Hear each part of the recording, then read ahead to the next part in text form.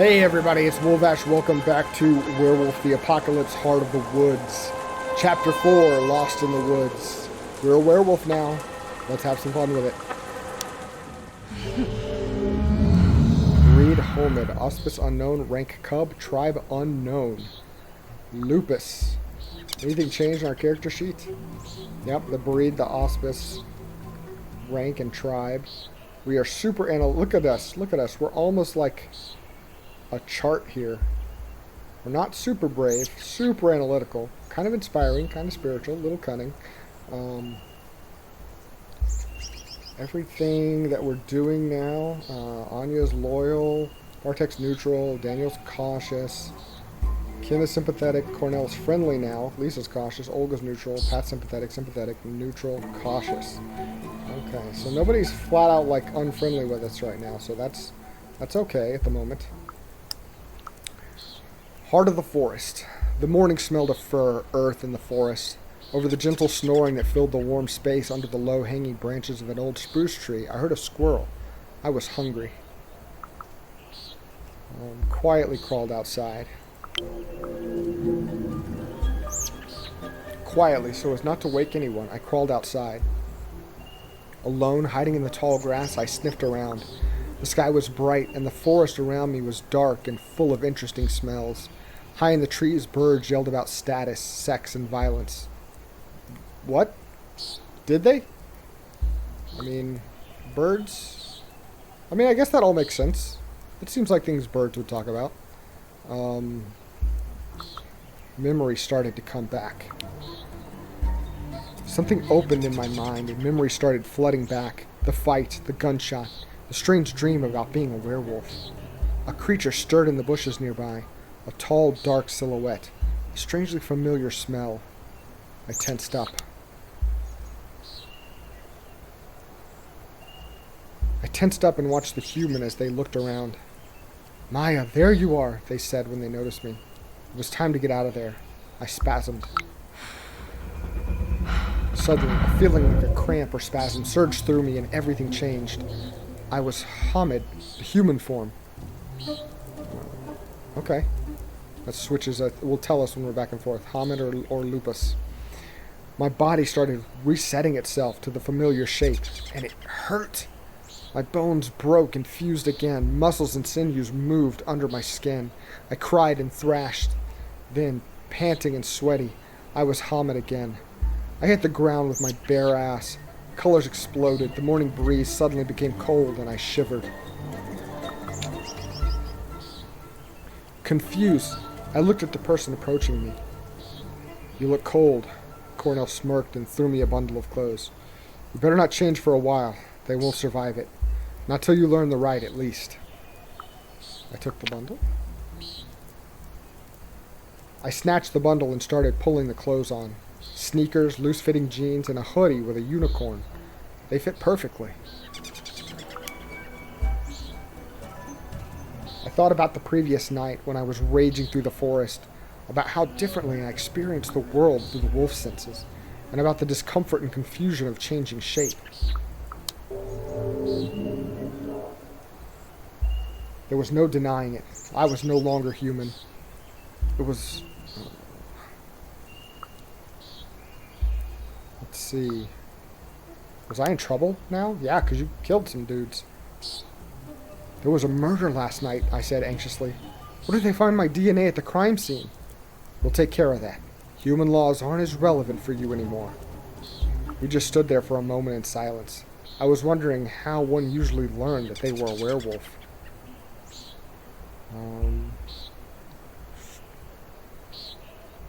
Yeah, let's dig into Cornell. Like, why is he a werewolf? He's the peaceful one. "So," I said, "how did you become a werewolf?" "I was born a werewolf, it seems," he answered. He was playing with me. "Stop playing with me," he barked. "I meant the change." Wait, he barked or we barked? Yeah, that should be I barked. That's confusing me. Anyway. Oh, that. I was serving in Afghanistan. There was an ambush. Stuff happened. What stuff? What stuff, I asked. Werewolf stuff. It wasn't very forthcoming. They sent me home with PTSD, and once home I got found by others. They needed someone who knew how to fight. Why? Why? I asked. We were the real eco-terrorists back then, my pack and I. But I realized that violence only breeds more violence, and it's not the way I want to follow. It doesn't make any sense. How come nobody knows about werewolves? We protect the veil, was the answer. What's the veil? A poetic term for the false assumption that the supernatural does not exist, which the delirium reinforces. The delirium is the madness and memory loss suffered by humans who look upon a guru in Krynos form. Interesting, okay. So, we protect the veil. It's easy to convince humans the supernatural doesn't exist. They already want to believe that, and the delirium helps. You mean delirium as in the medical condition? I asked, remembering something that I'd read about acute confusional states. You'll have to ask Pat for that. But the gist of it is that humans are incapable of remembering that they saw Krynos, he laughed. They panic, turn away, and instantly forget. Every time. And Krynos is half wolf, half human, war form of the guru. So the more anthropomorphic form. Interesting. That's a specific form they have. Okay. Then I realized something important. At some point, the rest of the party had awoken and joined us. The clearing was full of wolves. Fight or flight. The wolves were closing in on me. I knew my next decision would have serious consequences. No. There's no denying it. Like, it was pretty revelatory.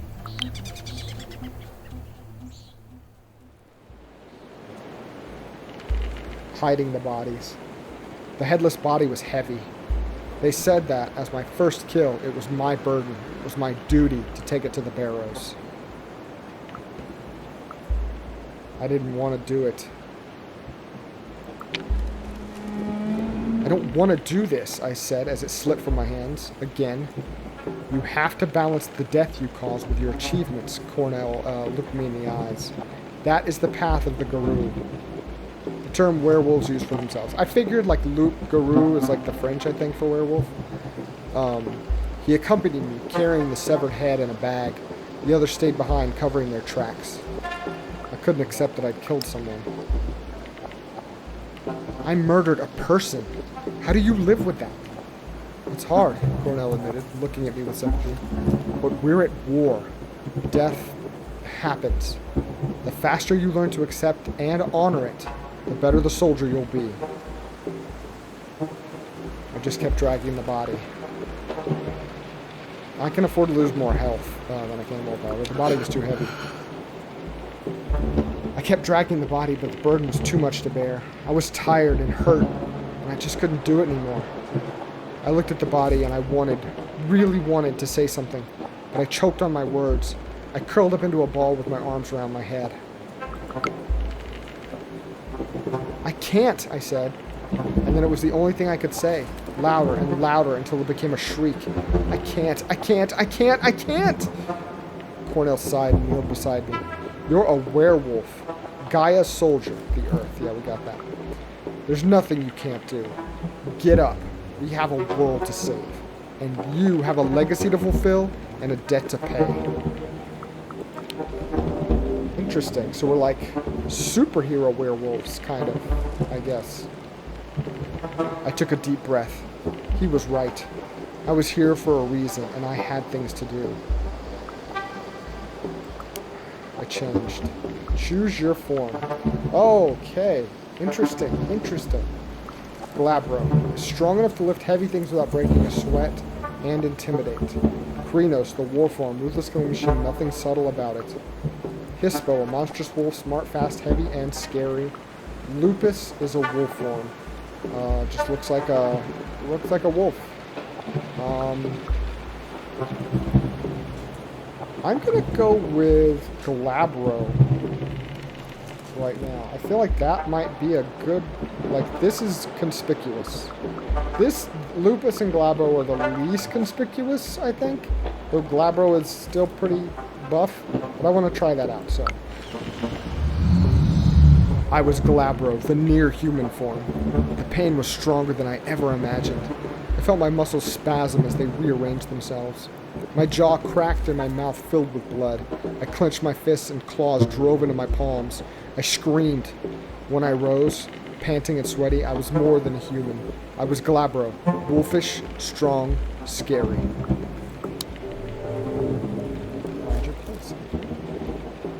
The change hurt more than I expected. The world shifted. Not much, but enough. I felt my teeth get sharper and muscles stronger. I picked up the body. It was a lot lighter. We went on, but we weren't alone. I realized there were two shapes in the bushes on either side of the road. One bigger and dark gray, the other small and white. Ah, my companion smiled. So you've noticed our patrons. Patrons are spirits joined to a pack or tribe representative of inner nature. Okay, that's the white weasel and the gray wolf. I remembered them from my dream. Winter weasel and morning wolf. Interesting. I want to see something about that. Hold on.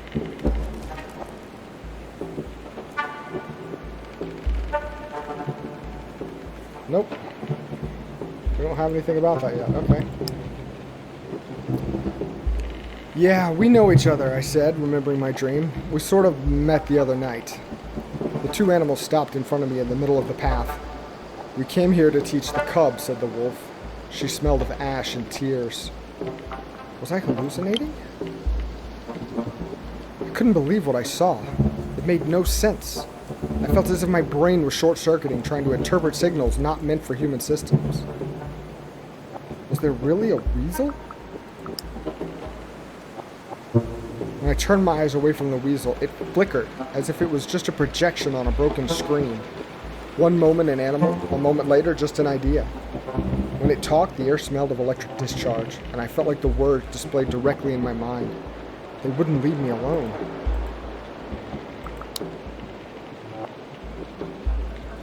But hallucinations or not, they just wouldn't leave me alone.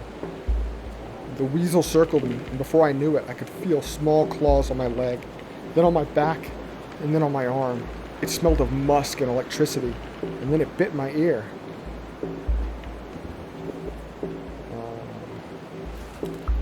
Why would it do that? Ow! I shouted. Why would you do that? To see how you react, obviously. The weasel's electronic voice echoed in my head. Enough, the wolf growled. Or at least that's what was my brain decided to hear.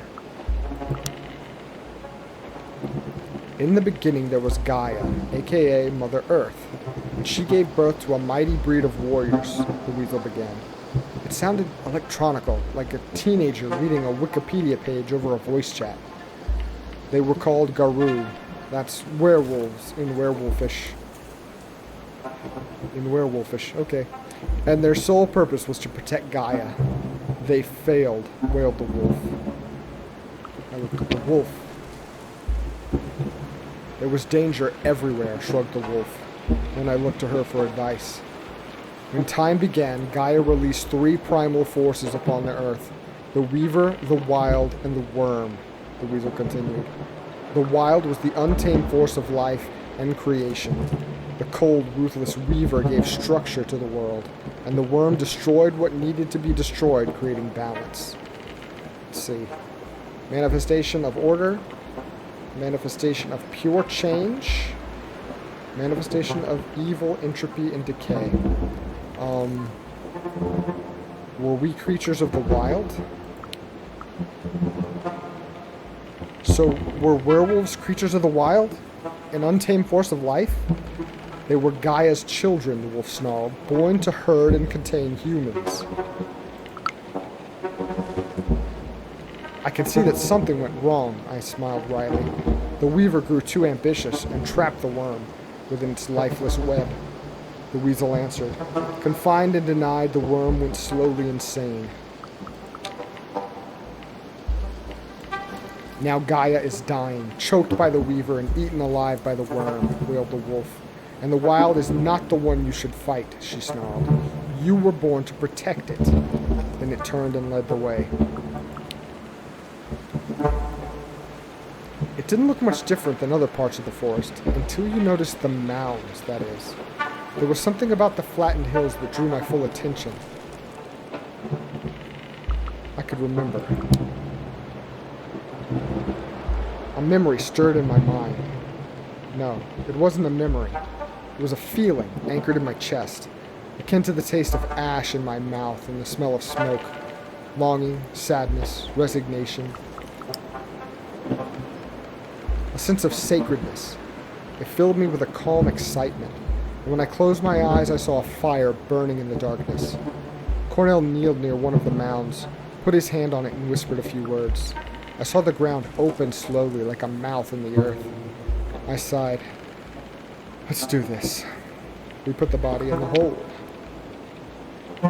We took the severed head and the body I'd wrapped up in sheets and put them in the hole. It closed slowly, and I could swear I heard the trees nearby sigh in anticipation. The wolf howled, and I could feel the hair on my hands rise. Welcome to your new life, the talking white weasel grinned. We have something else to show you. I had so many questions. And I finally dared to ask them. Finally, I had a moment alone with Cornell, and there were some things I wanted to discuss with him. How do you know Olga? I asked. She was in my pack back in Berlin, and for a moment we fought the worm together. He shook his head, but then we lost a battle and she went back to Poland. What do you think about her? I asked. She leads the sept as well as she can, but you know, sometimes I think she wants revenge, not to solve the problems. He was holding something back. Sometimes, I pushed. Sometimes I wonder whether she isn't perhaps tainted by the worm. He sighed and fell silent. Enough talking, White Weasel grinned. We have much to do. So we ran.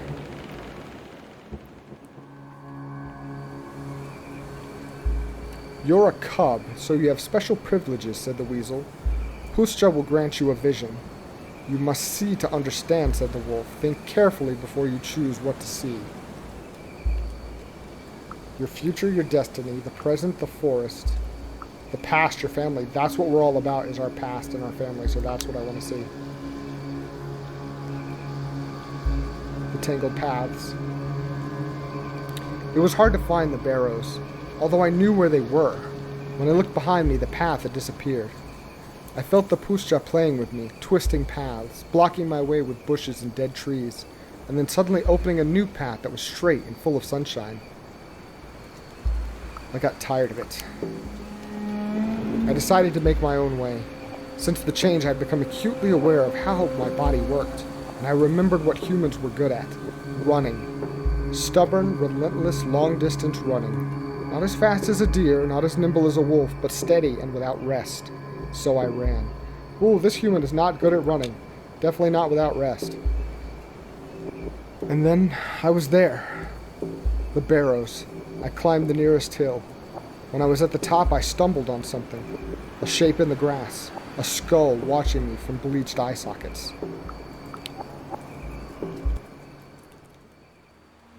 Whoa. What is this? Like, sexy man wolf?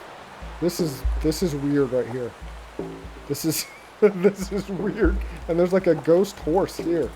This art just got strange all of a sudden. There's a swirl. It starts deep within me, and then it expands.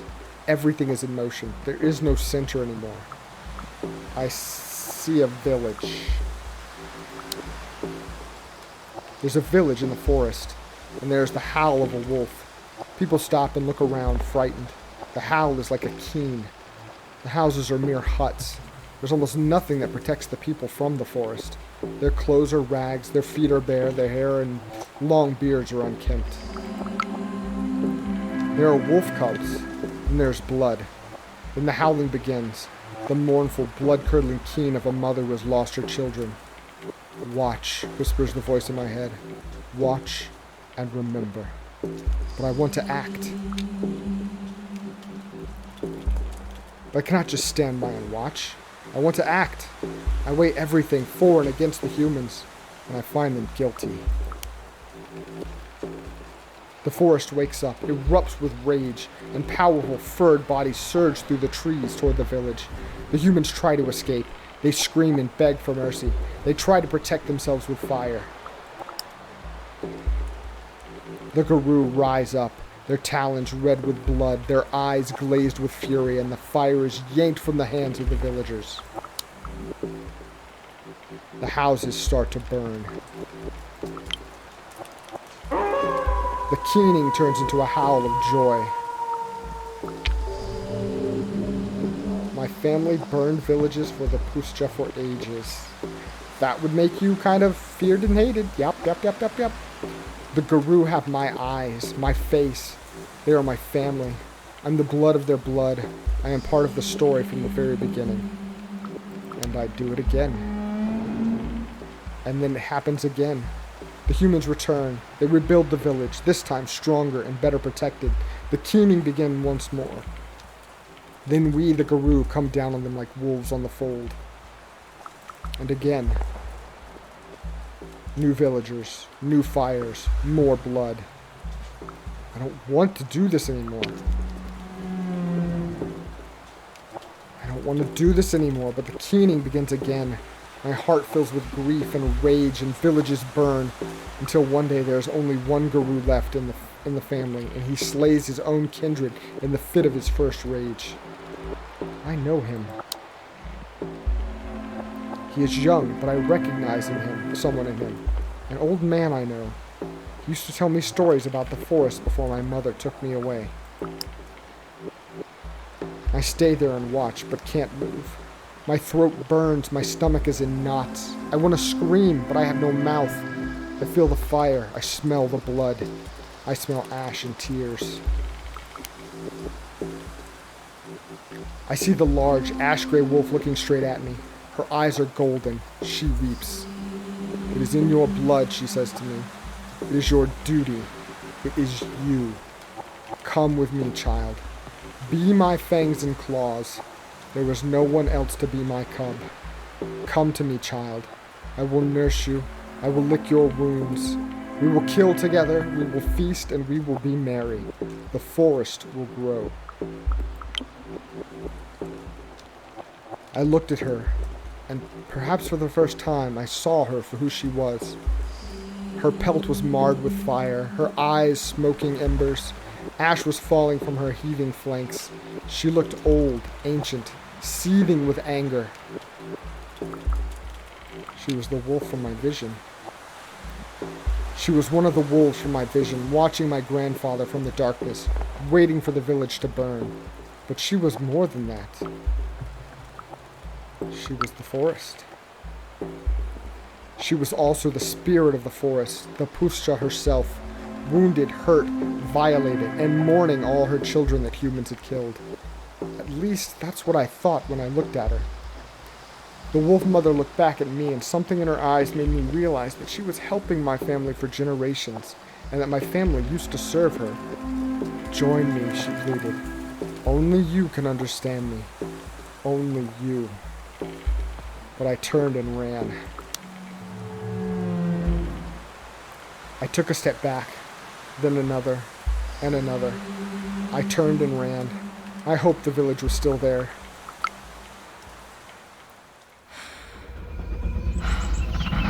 One of us. A lone howl pierced the silence like a single ray of moonlight in the darkness. Then there was another one, and then another, and then another. A choir of voices, triumphant and joyful. When I opened my eyes, I was in a clearing. Around me there were wolves, huge, monstrous wolves howling at the moon. I joined them. I was Hispo, the monstrous wolf form. The pain was overwhelming. My spine cracked and twisted, my knees and ankles broke, and I fell on the ground. My jaw shattered and then rearranged itself. My whole skin was on fire, rippling and sprouting fur. I howled in agony. When I rose, panting and spitting blood, I was Hispo, with strong paws, mighty jaws, and a mane of fur. More than a wolf, scary and monstrous. Instinctively, I changed and joined the choir. My voice was unsteady at first, but soon I found my own note, a unique addition to the chorus. Well, hello there, Cornell smiled at me, and welcome to the Sept. I just listened. I realized that my survival depended on learning very quickly, so I just nodded and listened. For a werewolf, the pack is family, Cornell explained, and an alliance of packs united in a common goal is a sept. So there were 2 packs here. I realized that there must be at least 2 packs there. I looked at Cornell. A great gray-eyed wolf changed into Cornell, and soon Pat and Kim joined. We are the Winter Weasel Pack, said Kim. A white shadow settled on Pat's shoulder. I smelled musk and electricity. 3 of the monstrous wolves changed. Olga and Lisa stood up, human-looking again, their clothes rumpled. A yellow-eyed wolf by their side turned out to be Daniel. We are the pack of the mourning wolf mother, said Olga. They smelled of ash and tears, and for a moment I saw the wolf spirit among them. We are all Gaia soldiers, said Cornell, and that we have no choice, but we can choose whom we fight alongside. I had so many questions.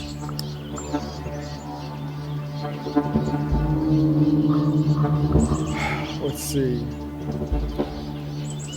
Was every sept that diverse?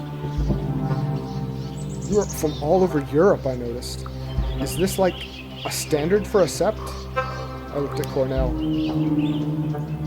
I didn't even know if that was a stupid question or a smart one. I looked at Cornell. It is far from the standard, but desperate times make for strange bedfellows, he smiled sadly. Normally a sept is dominated by 1 tribe, maybe 2. There are at least a dozen tribes, Daniel interrupted, and I hope, Maia, that you will choose yours wisely. What about the moon? Why did I hear the moon whispering to me, I asked. Luna gave us rage. That is why she's important, Olga said, and that is why you'll never be able to touch silver again. How did the spirits work? What about the spirits, I asked. How does that work? The world casts a shadow, and we call it the Umbra, said Lisa. And in the shadow, every living creature, every emotion and idea, every important object exists as a spirit. That's all you need to know at the moment. Do I have to join a pack? Do I have to choose a pack, I asked, just to make sure. No guru can survive on their own, Cornell said with sympathy. Your old human life is over, but we will never abandon you. So who's winning the war? If there's a war, I asked, who's winning? At the moment, the worm, Cornell said. The word reeked of decay and burning oil. Mother Earth is sick, dying, and we are doing our best to protect her. So, if I've got this all right, I've been conscripted into an ancient war against the worm, I said slowly, trying to put it all together.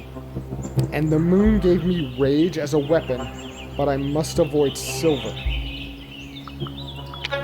Yeah, it sounds silly when you put it all together like that.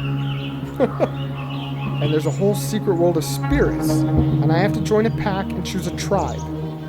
Exactly, Lisa nodded. As for the tribe, there are 2 people who could mentor you. Olga is from the Black Furies, an ancient tribe of women warriors, and Cornell is from the Children of Gaia, and he's more a peace and harmony guy. What about my family's tribe? The Shadow of Fenris. Hey, what about my family's tribe, I asked. Lisa winced. Daniel sighed. Olga shook her head. What's the matter? I asked again. Your ancestors were the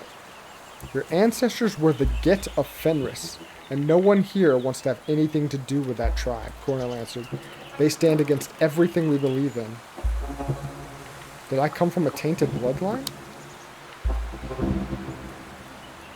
Does that mean my blood is tainted, I asked. The tribe is not always a birthright. Sometimes it's a choice, Cornell said. So choose wisely. Get of Fenris are the most radical guru supremacists that ever marred the face of the earth, Kim scoffed. Like legit fascist werewolves. Some of them literally worked for Hitler. The Get of Fenris, a tribe of werewolf supremacists who celebrate the destruction of the human world that Father Fenrir promises at Ragnarok. Antagonistic to other tribes to the extent that some whisper of worm taint. Hated and distrusted, many see them as another enemy in the war of the apocalypse. Interesting.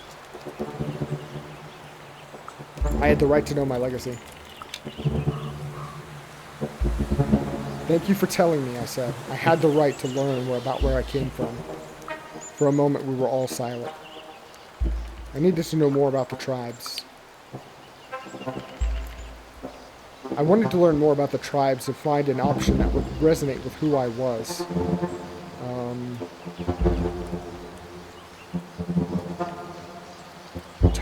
Let's talk to the sympathetic folks first. Kim told me a lot about bone gnawers, urban werewolves fighting for the disadvantaged and the marginalized children of the rat. Bone gnawers stand for the rights of the poor and disenfranchised everywhere, making their homes in favelas, squats, and camps, hated by the other tribes because they act like tamed dogs, eating scraps off the human table. Did they really have a rat as a patron? Do you really have a rat as the tribe patron, I asked. Sure we do, Kim answered. It's a very good patron, resilient. We want to be like a rat, always managing, always afloat. That's why the bone gnawers protect every single Gaia's child, no matter how small, because we are all valid. They sighed heavily. Now, tell it to the other guru and they look down on you, because you are a bone gnawer and they think they are superior. Prejudice everywhere. I'll talk with Pat next. Pat was a glass walker, and her tribe was finding its niche in cutting-edge technological cityscapes along the strands of the weaver's net. It sounded intriguing. We talked for a while. An adaptable tribe of urban human lovers who worship the weaver, or at least freely use its tools to fight the worm, hated by the other tribes for their willingness to abandon the old ways and embrace the tools of the enemy. What was she doing in the forest? So you're basically a city dweller, I observed? All glasswalkers are. It's our natural habitat. We feel quite out of place in the forest. But the Pustra was our home. Why? The Pustra is our home. It may be your home, she said. And suddenly I realized we had less in common than I thought. I'm more of a city girl, she added. We use the weaver to fight the worm, and the forest is not the weaver's domain. And I happen to be quite fond of humanity. They have great potential. She didn't look like a werewolf at all. I wouldn't take you for a werewolf, you know, I said to Pat. Why? She was a tech nerd. Because, you know, no offense here, you're a tech nerd. It took some time before she stopped laughing. Well, she said and wiped the tears from her eyes, I am. And I didn't expect to turn out a werewolf either. I was a student, happy with my tablet and coding, and then, boom, I was a guru. How did you meet Cornell? I was curious. I was in his first pack. We were both hanging out with the hacktivist crowd back then, when things went south and he disappeared. How? Pat rolled her eyes. Girl, please, I'm a tech nerd. So I found him and talked him into coming back. How did you get a spirit patron? How did you get Winter Weasel to be your patron? I was curious. I caught it, said Pat. Or rather, I made sure it would have more to eat with me than alone. That's how you catch weasels. But it is a forest spirit, isn't it? I think it's a weasel, so it gets accustomed to live where there's food. And right now, it's the city. It hunts electricity spirits these days and feasts on them. Alright. I don't want to burn all my willpower right now, so... Lisa and Daniel. I think we can afford 2 to figure out what their separate packs are, and then we'll move on. I asked Daniel if I could join his tribe, but he didn't understand the question. I'm a red talon, he said, as if it explained everything. Born from wild wolves, most of them hate every human alive for their millennia-long war against predators and wolves over the planet. The other tribes hate them because they don't compromise and are blind to suffering.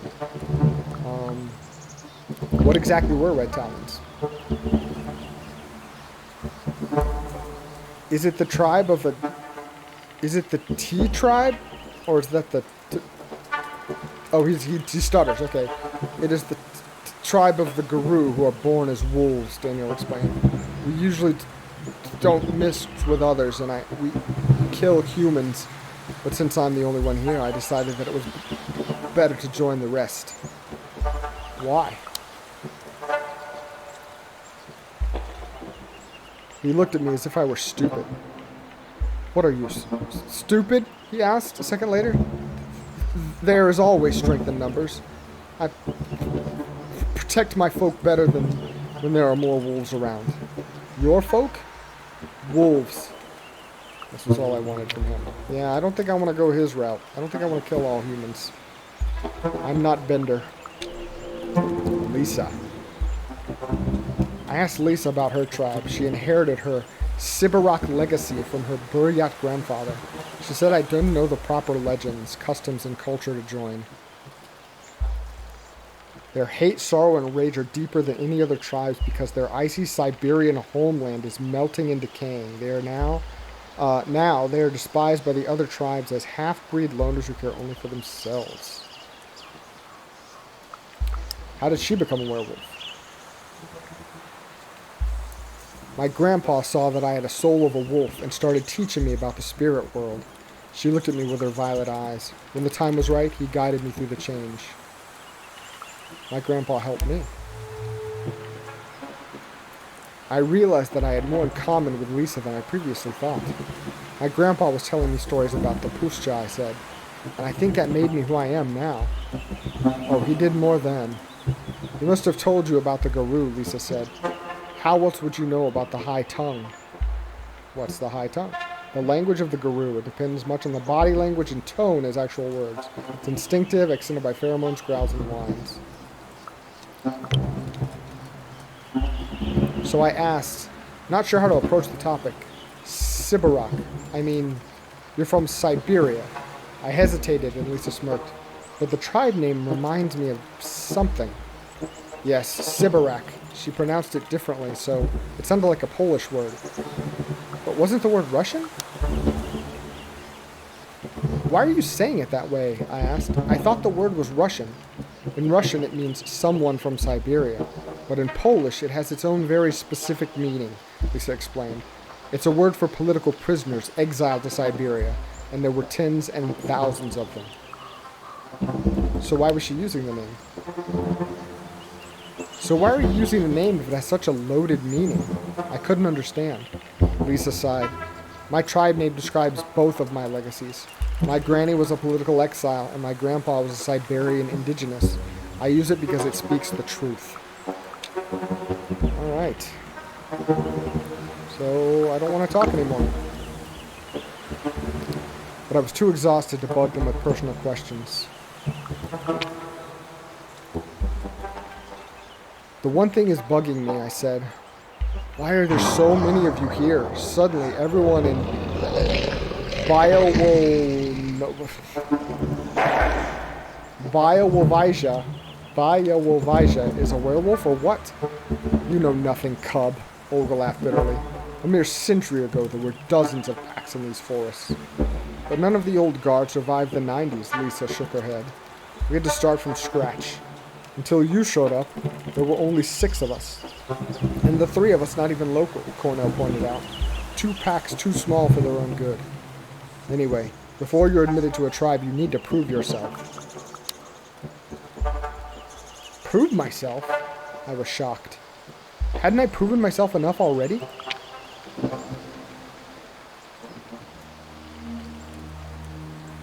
Rite of passage. Okay, so I think we'll stop. We've been doing it chapter breaks, but I think we'll stop right here. Rite of passage, and we'll pick up and see what she has to do to prove herself next time. Okay, this is interesting. It was like a lot of really dry like setup, and then we're like just bloosh into the lore. So I'm really curious to see where this all plays out. All right, guys. Well, thank you so much for watching, and hope you're enjoying it. And we will see you next time and see what the rite of passage is. Till then, take care.